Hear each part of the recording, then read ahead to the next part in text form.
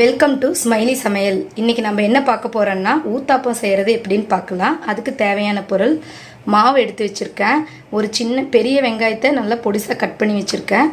கேரட்டை துருவி வச்சுருக்கேன். கருவேப்பிலை கொத்தமல்லி எடுத்து வச்சுருக்கேன். எண்ணெய். இது எப்படி செய்யலான்னு பார்க்கலாம் வாங்க. அடுப்பு பற்ற வச்சுக்கோங்க. அதில் தோசை கல் வச்சுக்கோங்க. ஒரு 2 நிமிஷம் நல்லா ஹீட் ஆகட்டும் கல்.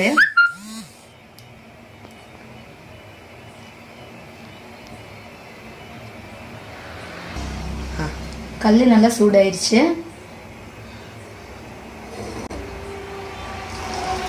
மாவு வந்து ஒரு 1.5 கரண்டி ஆட்ட நல்லா மொத்தமாக ஊற்றிக்குங்க.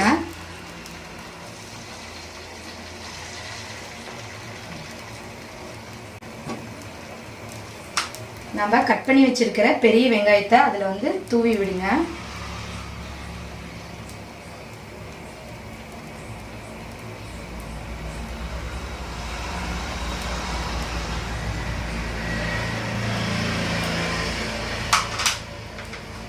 அடுத்து கேரட்டை வந்து தூவி விடுங்க. அது மேலேயே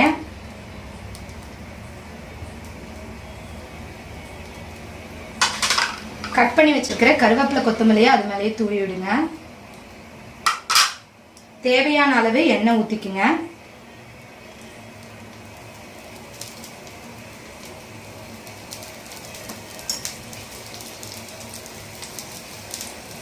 இதை வந்து ஒரு 2 நிமிஷம் அப்படியே மூடி வச்சிருங்க. அப்பதான் நல்லா வெந்து வரும்.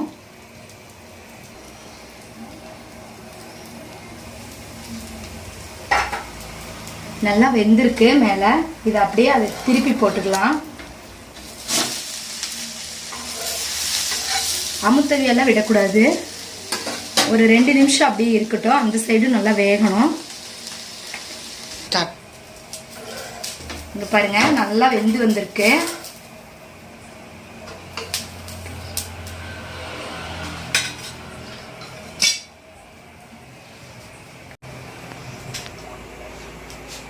ஊத்தாப்பம் ரெடி. ஷேர் பண்ணுங்க, கமெண்ட் பண்ணுங்க, எங்க சேனலை சப்ஸ்கிரைப் பண்ணுங்க.